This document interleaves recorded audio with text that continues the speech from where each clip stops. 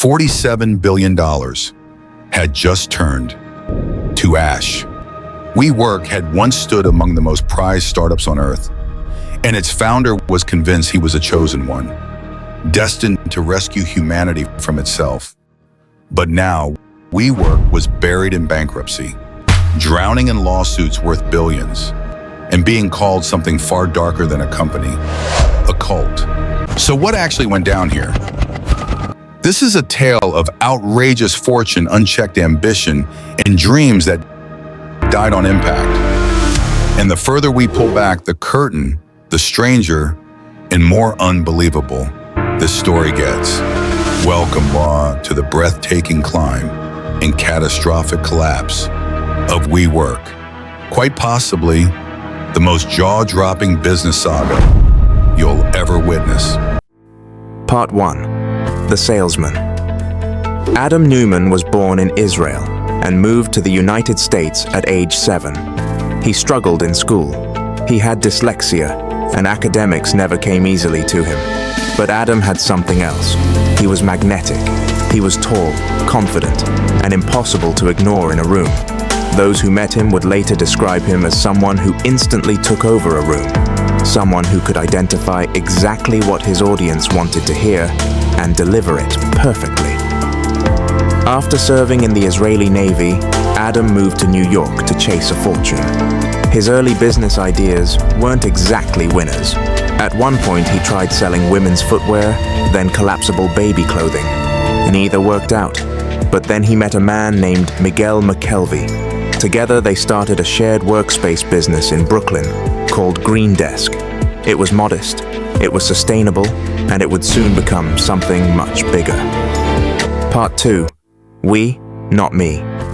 In early 2011, Adam and Miguel sold Green Desk and launched the first ever WeWork, a 3,000 square foot space in Soho, Manhattan. The idea itself wasn't new.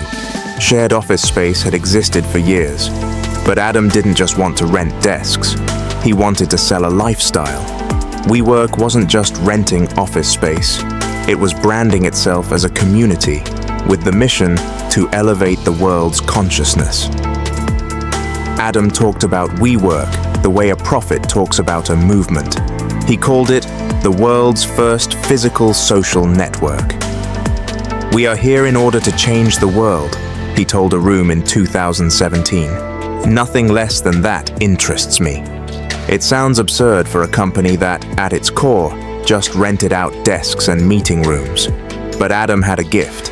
He could make people believe office furniture was a revolution, and investors started lining up. Part 3. The Crazy Guy. By 2016, WeWork needed serious money to keep expanding. That's when Adam was introduced to a man who would change everything. Masayoshi Son, the billionaire founder of Japan's SoftBank. Son gave Neumann just a 12-minute tour of one WeWork location before agreeing to invest $4.4 billion. During one of their early meetings, Son reportedly asked Adam a strange question. In a fight, who wins? The smart guy or the crazy guy? Adam answered, "Crazy guy." Son replied, "You are correct, but you and Miguel are not crazy enough." Think about that for a second. One of the most powerful investors in the world was telling Adam to be more reckless, not less. And Adam listened. With SoftBank's backing, WeWork didn't just rent office space anymore. Adam began branching into WeLive, a co-living concept where strangers shared furnished apartments. And WeGrow, a private elementary school run by his wife Rebecca, charging up to $42,000 a year in tuition. WeWork was no longer a company, it was becoming an empire, even though nobody could quite explain how all the pieces actually made money. Part 4. Burning cash. Here's the problem nobody wanted to talk about out loud. In 2018 alone, WeWork lost $1.6 billion on $1.8 billion in revenue. Read that again. They were losing almost $1 for every dollar they brought in. The business model itself was risky by design. WeWork signed long-term leases on buildings, then rented out the space short-term to freelancers and startups. When stakeholders realized those massive long-term costs weren't matched by reliable long-term income, they began to panic. And meanwhile, Adam wasn't exactly tightening the belt. He was regularly taking out loans from WeWork to fund his own lifestyle. There were private jets filled with marijuana smoke. There were extravagant parties. Employees described surreal scenes inside the company's culture, wild parties, late nights, and a leader who seemed to treat the rules as optional. But here's the thing, none of this had actually been tested by the public yet. WeWork's enormous valuation, supposedly worth more than Ford or General Motors, had only ever existed in private investor meetings. That was about to change. Part 5. Going public. In the summer of 2019, WeWork filed paperwork to go public, and that's when everything fell apart. The IPO document, called the S1 prospectus, revealed disturbing numbers and provided little real information about how the business actually worked. It was styled with glossy photos and inspirational quotes rather than hard financial substance. For the first time, the general public, not just Silicon Valley insiders, could read exactly how WeWork operated. And what they found was alarming. The public instantly recognized the gap between how the company presented itself and what it actually did. Journalists pulled apart Adam's strange governance structure, where he held outsized voting control. They noted he'd trademarked the word "we" personally, then sold it back to his own company for nearly $6 million. Within weeks, the company that had been worth $47 billion was being mocked across the business world.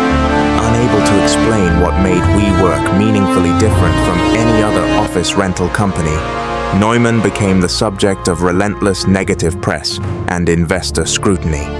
And so, WeWork did something almost unthinkable for a company on the edge of one of the biggest IPOs in history. They pulled it entirely. Part 6. The Fall Masayoshi Son, the same man who once pushed Adam to be more crazy, was now leading the effort to push him out. In September 2019, under pressure from his own board, Adam resigned as CEO of the company he had built. But here's the part that made people furious. As part of his exit deal, Adam would receive close to $1.7 billion from SoftBank. That included $970 million for his shares, a $185 million consulting fee, and $500 million to help him repay personal loans. He was even kept on as a paid consultant, earning $46 million a year. Meanwhile, the company's valuation had collapsed to just $3.76 billion, a fraction of what it had been months earlier. Thousands of employees would soon lose their jobs. But the man at the center of it all walked away one of the richest people in the room. Part 7. The Real Collapse. You'd think that would be the end of the story. It wasn't. WeWork eventually went public in 2021, but the pandemic had gutted demand for office space worldwide. The company never recovered its footing. On November the 6th, 2023, WeWork filed for Chapter 11 bankruptcy in the United States and Canada. The company, once valued higher than most airlines on Earth, was now legally insolvent. At the time of filing, WeWork reported $19 billion in liabilities against $15 billion in assets. The world's most valuable startup had become one of the largest startup collapses in history. Part 8.